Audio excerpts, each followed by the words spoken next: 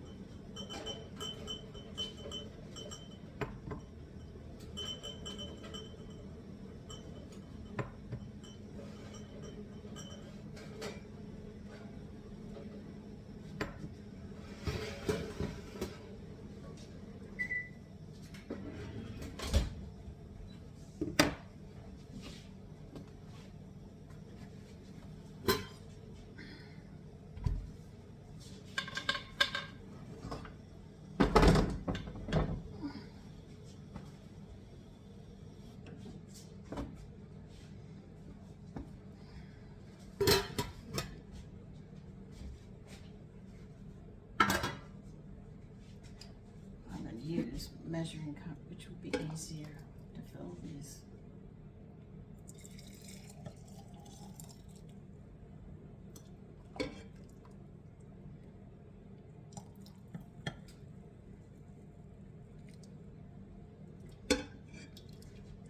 You can't do a lot of this at once.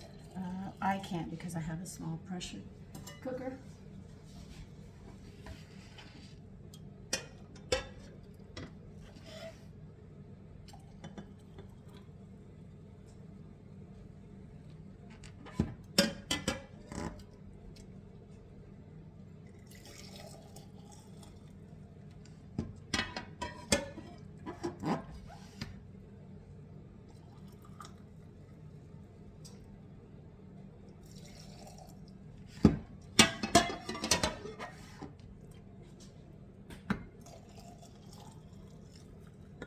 So see, I use pork, veal, lamb, beef, calf, whatever I can find in bones. If you go hunting, you can also use the deer bones. Because what you want to do is cook those minerals out. And you think about these animals, they fall off a cliff. I mean, they don't die. If you've ever seen them hunt lions, or the leopards, snow leopards, and they go up those cliffs and they come down with their prey falling, they have to know something that we're not doing right, because if a human fell like that, you know we would break every bone in our body and probably be dead.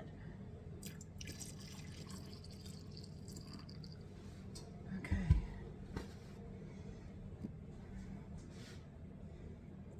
This is where I say the animals are smarter than we are. They seem to know something that we just don't know. Okay, that one I will use. This one I'm going to put on the side because I'm not going to can it. There's too much in this one. I'll show you. I was just filling the jars up. See, this one's got too much airspace. So I'll just put it on the side, let it cool, and put it in the refrigerator. And I will use that.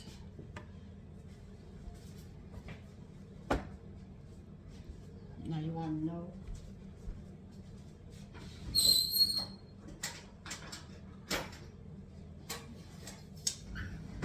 See how much headspace I have here.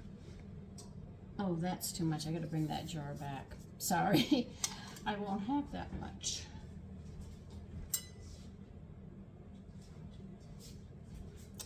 Okay.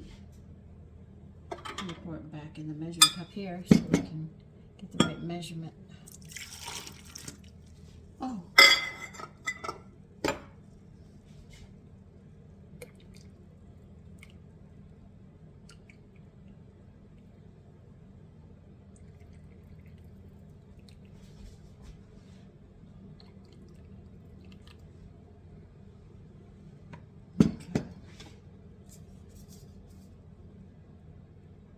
Yeah, it's a 1/2 inch that I want. Okay. I give it a 1/2 inch.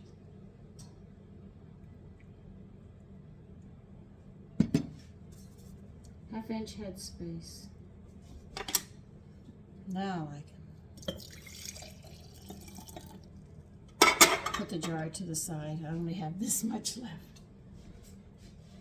But that's okay. Now when you finish with this and you can this, it's going to be in a liquid form, but when you put it in that refrigerator, you're going to see the gel of it.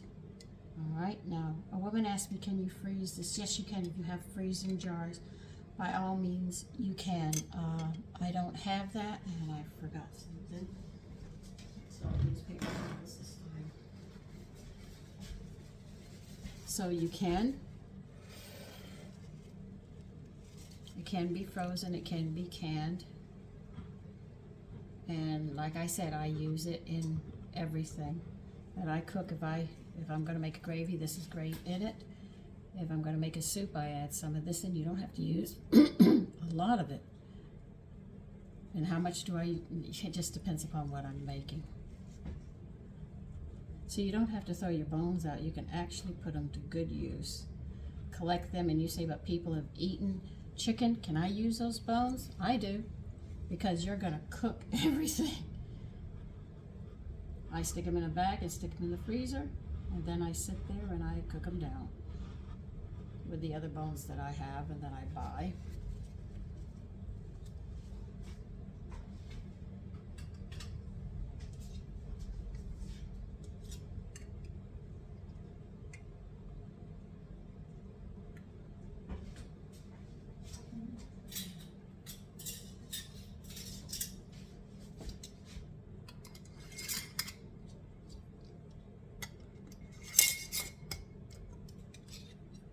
I'll finger tie them in a minute.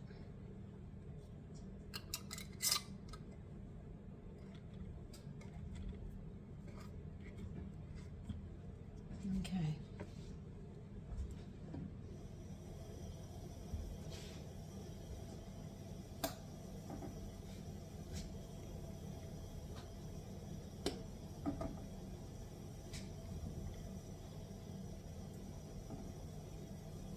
putting them in. I have 3 inches of water in my, just about at boiling point in my All-American.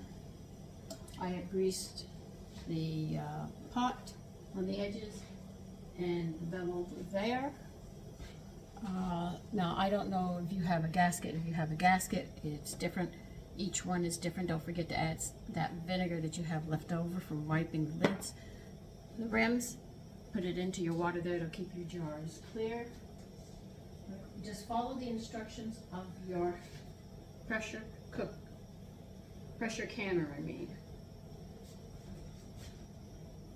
That's what I'm doing right now. I'm setting mine up and locking mine in.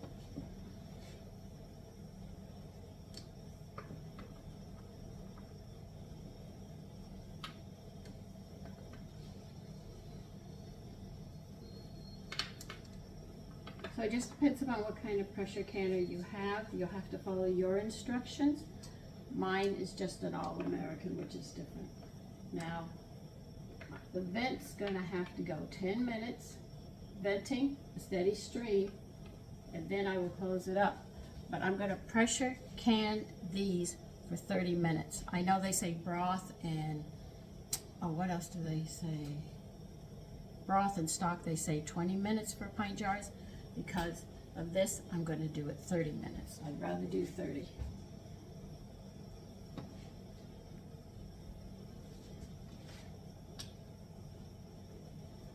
So I have mine locked in, and I have to bring that and cook it, and it will be done. That's it. Yay! Once my 30 minutes are up, I will take the pressure off slowly, let it drop down to 0, then take the vent off and let it vent 5 minutes. Then I will unscrew it and I'll put the jars on a towel and let them sit till tomorrow morning. And if they've sealed, that bubble will suck in. But anyway, that's how you can bone broth. You know, bone stock, whatever you want to call it. Like I said, I am not afraid to take the bones from dinner. And I asked also the butcher, also pick bones up. So I have a big bag of bones when I go to cook this. It's not just 1 or 2 bones. I have a whole big bag. I'll show you.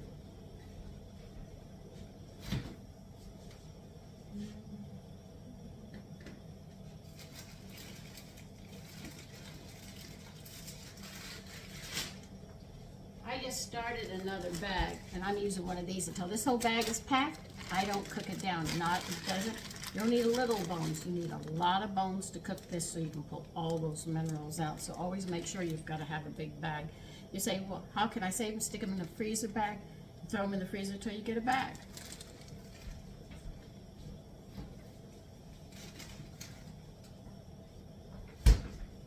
But do remember that I pressure can those bones. I fill the water as high as I can in my pressure cooker, and I will sit there and pressure cook it. Pressure cook it for 2 hours. Then I have to let the pressure come down because I have to check the water level. Usually after 2 hours, I've lost a lot of water.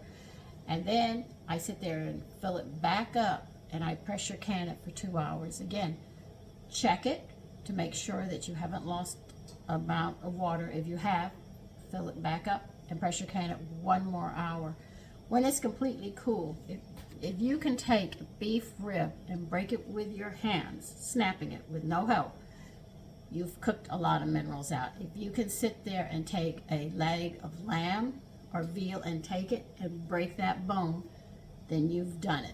That's how you know when you've really gotten the minerals out. And if you put it in you strain it, I strained it through a sieve and a towel to make sure little particles didn't get into it. And I squeeze that towel after it's strained as tight as I can and get as much out of those bones as I can.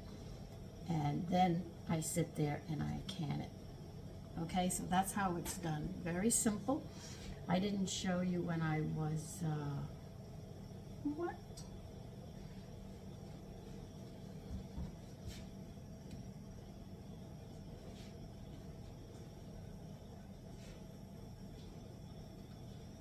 Okay.